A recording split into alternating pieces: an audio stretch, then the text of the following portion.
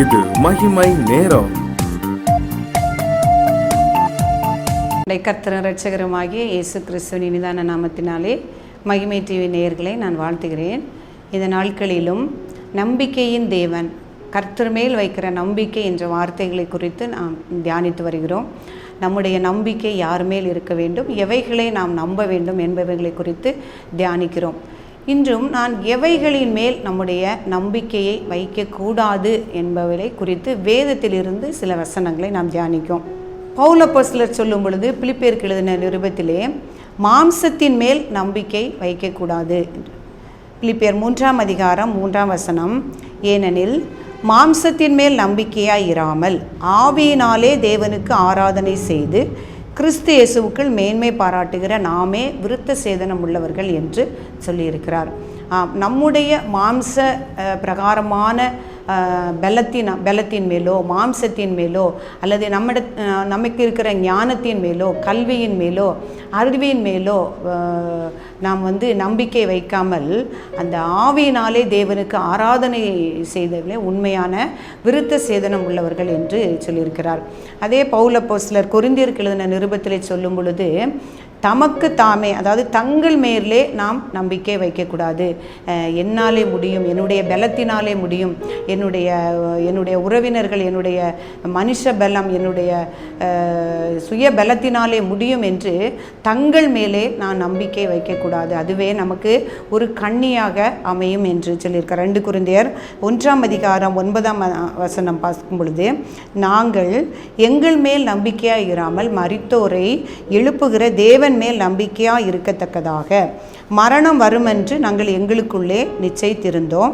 அப்படிப்பட்ட மரணத்தினின்று அவர் எங்களை தப்புவித்தார், இப்பொழுதும் தப்புவிக்கிறார், இன்னும் தப்புவிப்பார் என்று அவரையே நம்பியிருக்கிறோம் என்று சொல்லப்பட்டிருக்கிறது. இந்த வார்த்தை எவ்வளவு ஒரு மெய்யான வார்த்தை என்று பாருங்கள்.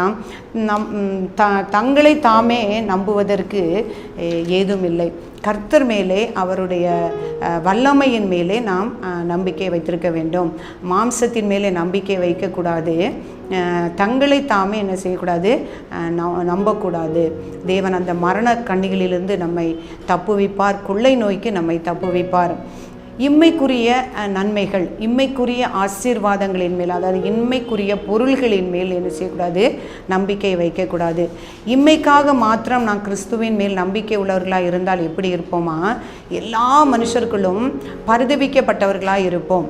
இந்த இயேசு கிறிஸ்து சொல்லும் பொழுது, திரளான ஆஸ்தியை சம்பாதித்து வைத்திருக்கிற ஒரு மனுஷன் தன்னுடைய ஆத்மாவை பார்த்து சொல்லுகிறான், ஆத்மாவே, நான் உனக்காக எல்லாவற்றையும் நான் சேர்த்து வச்சிருக்கிறேன், நீ புசித்து குடித்து சந்தோஷமாக இரு என்று சொல்லுகிறான். அப்பொழுது ஆண்டவர் சொல்லுகிறாரு, மதிகேடனே, இன்றைக்கு உன்னுடைய ஆத்மா எடுத்துக்கொள்ளப்பட்டால் இவைகளெல்லாம் யாருடையதாகும் என்று சொல்லுகிறார்.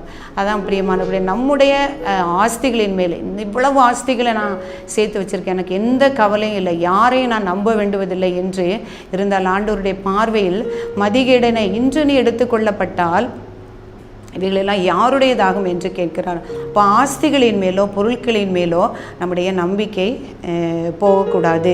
இதெல்லாம் கொஞ்ச காலம் அநித்தியமான இந்த பொருட்கள், அந்த ஆஸ்திகள் எல்லாமே அநித்தியமானவைகள், கொஞ்ச காலம் நம்மோடு கூட இருக்கும். நாம் கிறிஸ்துவனுடைய போடும்போது எதையும் எடுத்து வந்ததில்லை, எதுவும் கொண்டு போவதில்லை என்று சொல்லப்படுகிறது போல எதுவும் நம்மோடு கூட வரப்போகிறதில்லை. அதனால் அழிந்து போகிற இந்த ஆஸ்திகளின் மேலோ, இந்த இம்மைக்குரிய காரியங்களின் மேலோ நம்முடைய நம்பிக்கை இருக்கக்கூடாது. பவுல் அப்போஸ்தலர் எவ்வளவு பெரிய கல்விமான், அவன் எவ்வளவு பெரிய ஆஸ்தி உடையவனாக இருந்தாலும் அவன் கிறிஸ்துவுக்குள்ளான பொழுது அவன் சொல்லுகிறான், எல்லாவற்றையும் நான் கிறிஸ்துவுக்காக நஷ்டமும் குப்பையுமாக எண்ணுகிறேன் என்று சொல்கிறான். அவனுடைய நம்பிக்கை ஜீவனுள்ள தேவன் மரித்தோரை எழுந்த கிறிஸ்துவின் மேலேயே இருக்கிறது என்று நம்பிக்கையுடையவராக இருந்தான் சொல்கிறார். ஆஸ்திகளின் மேல் நம்முடைய நம்பிக்கை இருக்கக்கூடாது. அடுத்ததாக ஐஸ்வர்யத்தின் மேலே நாம் நம்பிக்கை வைக்கக்கூடாது. கிறிஸ்து வாழ்ந்த நாட்களில் ஒரு மனிதன் அவரிடத்தில் ஐஸ்வர்யனாகிய ஒரு மனுஷன் அவரிடத்தில் ஆண்டவரே, நல்ல போதகரே, நித்திய ஜீவனை பெற்றுக்கொள்ள அடைய நான் என்ன செய்ய வேண்டும் என்று கேட்குறான். அப்பொழுது ஆண்டவர் சொல்லியிருக்கிறார், நீ நியாய பிரமாணத்தை எல்லாம் நீ அறிந்திருக்கிறாயே, அதை நீ கடைபிடித்தாய் கடைப்பிடி என்று சொல்லியிருக்கும் பொழுது, நான் சிறு வயதிலிருந்தே நான் அதை அறிந்திருக்கிறேன் ஆண்டவரே, நான் எல்லாவற்றையும் நான் கடைப்பிடிக்கிறேன். கொலை செய்யாதிருப்பாயாக, களவு செய்யாதிருப்பாயாக என்று எழுதப்பட்டிருக்கிறது. எல்லாவற்றையும் நான் கடைபிடிக்கிறேன் என்று சொல்லும்போது இயேசு சொல்லியிருக்கிறார், உன்னிடத்தில் ஒரு குறை உண்டு, உன்னிடத்தில் உள்ள ஆஸ்திகளை எல்லாம் விற்று தரித்திரருக்கு கொடு என்று சொல்லுகிறார். அப்பொழுது அந்த மனுஷன் ஒரு பெரிய ஐஸ்வர்யவானாக இருந்தபடியினால் அவன் மனது என்ன செய்தான், துக்கமாயிருச்சான். ஐயோ, ஆஸ்திகள் எல்லாம் விற்க சொல்கிறாரு, இந்த ஆஸ்திகளை நான் எப்படி விற்க முடியும்? அப்போ அவன் எவ்வளவு கட்டளைகளையும் கற்பனைகளையும் கீழ்ப்படிந்த பொழுதும், தேவனை ஆராதித்த பொழுதும், தேவனை நம்பின பொழுதும் அவனுடைய நம்பிக்கை அவனுடைய ஐஸ்வர்யத்தின் மேல் இருந்தது. அதனால தான் ஆண்டவர் சொல்லுகிறாரு, ஐஸ்வர்யவான்கள் பரலோக ராஜ்யத்தில் பிரவேசிப்பது அரிதானது என்று சொல்லுகிறார். அதாவது ஊசியின் காதில் கூட ஒட்டகம் போயிடும், ஆனால் ஐஸ்வர்யவான் பரலோக ராஜ்யத்தில் பிரவேசிப்பது அரிதாக இருக்கும் என்று சொல்லுகிறார். ஐஸ்வர்யவானாக இருக்கிறது பாவம் கிடையாது. அந்த ஐஸ்வர்யத்தின் மேல் நாம் நம்பிக்கை வைக்க முடியாது. அந்த ஐஸ்வர்யத்தை மாத்திரமே நாம் நம்பும் பொழுது அது நமக்கு கண்ணியாக அமையும். அதான் கர்த்தர் சொல்கிறார், உன்னுடையதை ஆஸ்திகளை விற்று தரித்திரனுக்கு கொடு, அப்பொழுது நீ நித்திய ஜீவனை சுதந்திரித்து கொள்ளுவாய் என்று. அடுத்தது, மனுஷனை நம்பக்கூடாது. சங்கீதக்காரன் 118 சங்கீதத்தில் சொல்லப்பட்டிருக்கிறது, மனுஷனை நம்புவதை பார்க்கிலும் கர்த்தர் மேல் பற்றுதலாக இருப்பதே நலம். பிரபுக்களை நம்புவதை பார்க்கிலும் கர்த்தர் மேல் பற்றுதலாக இருப்பதே நலம் என்று சொல்கிறார்.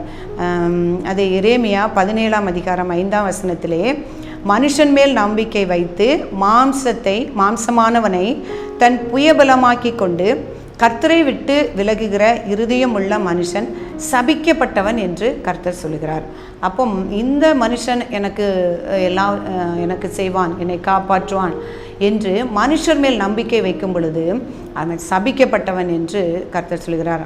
பிரியமானவர்களே, மாம்சத்தின் மேலே நம்பிக்கை வைக்கக்கூடாது. நாம் என்ன செய்யக்கூடாது, நம்பிக்கை வைக்கக்கூடாது. என்னால் எல்லாம் முடியும் என்று நம்மேல் அதிகமான நம்பிக்கை வைக்கக்கூடாது. நம்முடைய பலத்தின் மேல் நம்பிக்கை வைக்கக்கூடாது, ஐஸ்வர்யத்தின் மேல் நம்பிக்கை வைக்கக்கூடாது, ஆஸ்திகளின் மேலே நம்பிக்கை வைக்கக்கூடாது.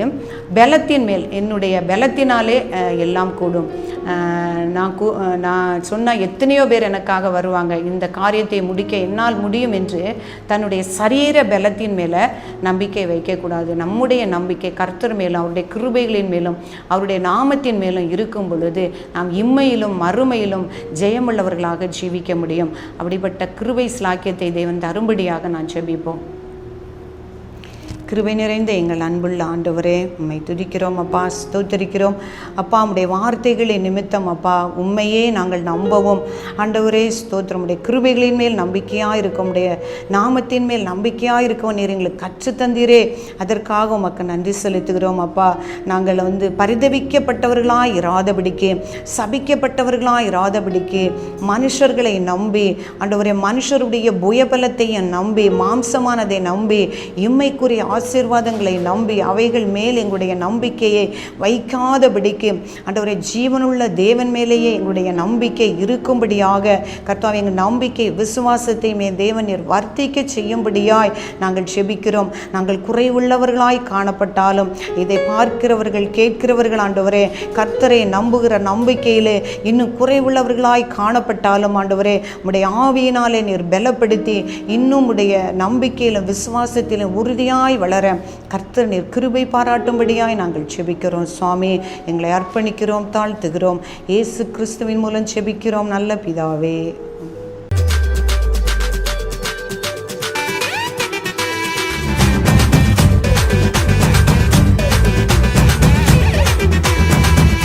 மகிமை மகிமை